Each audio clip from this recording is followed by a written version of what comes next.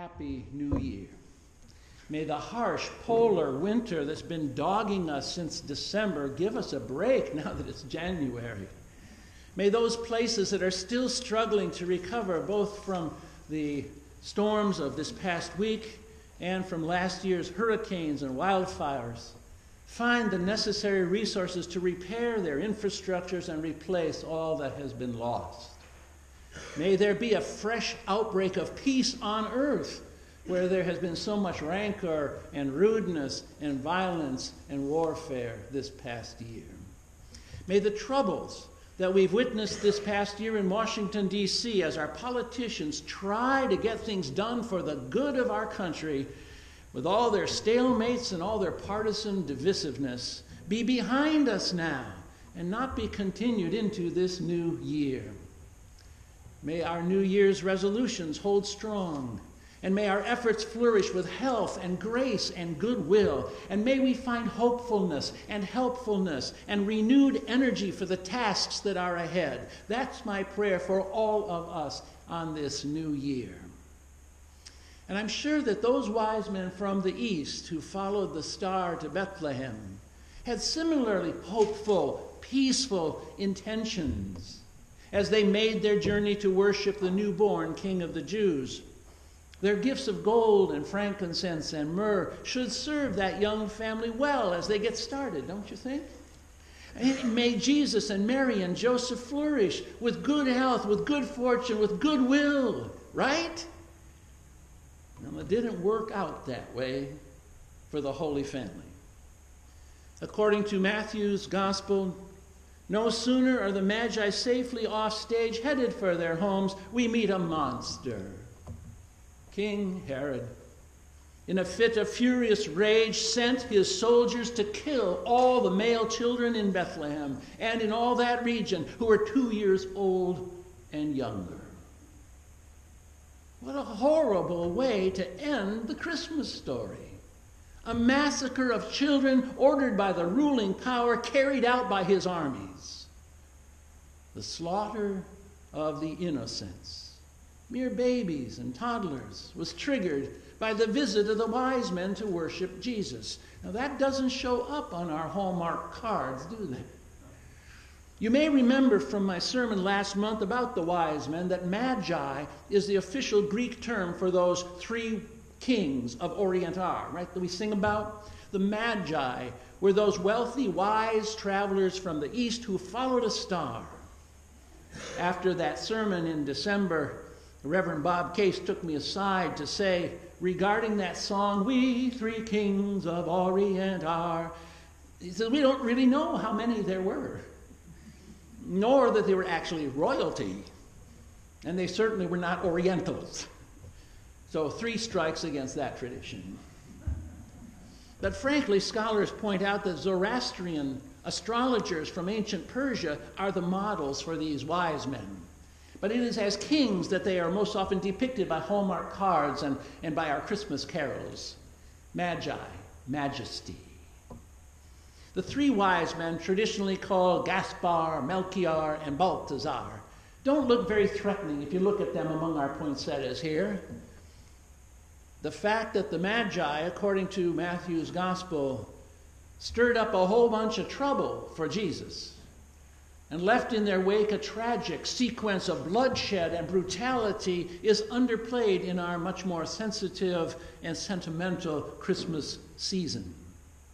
And I think we do so for good reason. The same reason that we told 2/3 of the story while the children were present, then we sent them out before we told the last part. We don't want to frighten folks. I mean, who wants to read about bad news in a season that's dedicated to good news of great joy for all the people? In last Saturday's The Alpena News, Father Joe Moskowitz of Alpena's All Saints Roman Catholic Parish wrote, and I quote his article, "Our images, our imaginations are often influenced by religious art which almost always depicts the Holy Family with halos hovering above their heads in serene and clean settings. We don't send scratch and sniff Christmas cards with the sights and smells of a real stable.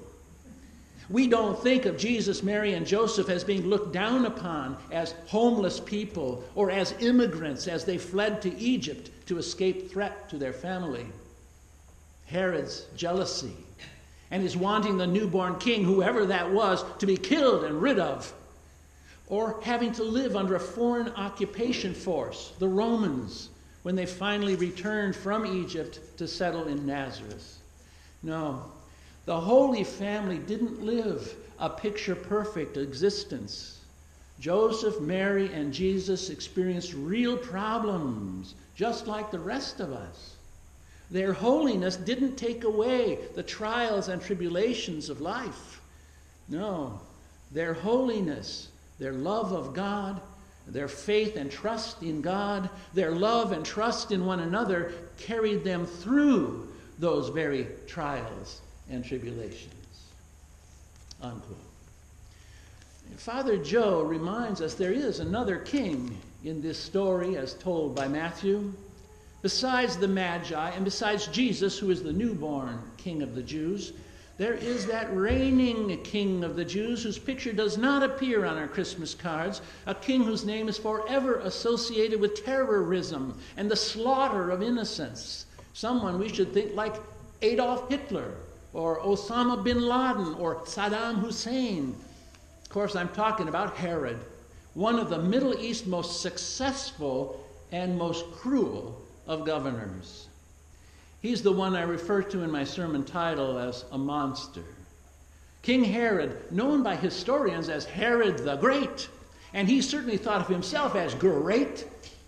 By the time Jesus was born, Herod had already been the king of the Jews for 30 years. He had been designated such by Julius Caesar himself. And Herod's ruling authority over the Jews had continued to be reconfirmed by Octavius, Caesar Augustus. King Herod, however, was not actually Jewish. He was Idumean. He was a foreigner from the south. Today, his birthplace is part of Saudi Arabia. We would call him an Arab today. Now, of course, Herod knew very well the traditions of the Jewish people, particularly the prophecies that said somebody from the line of David would one day reclaim the throne and rule in Jerusalem.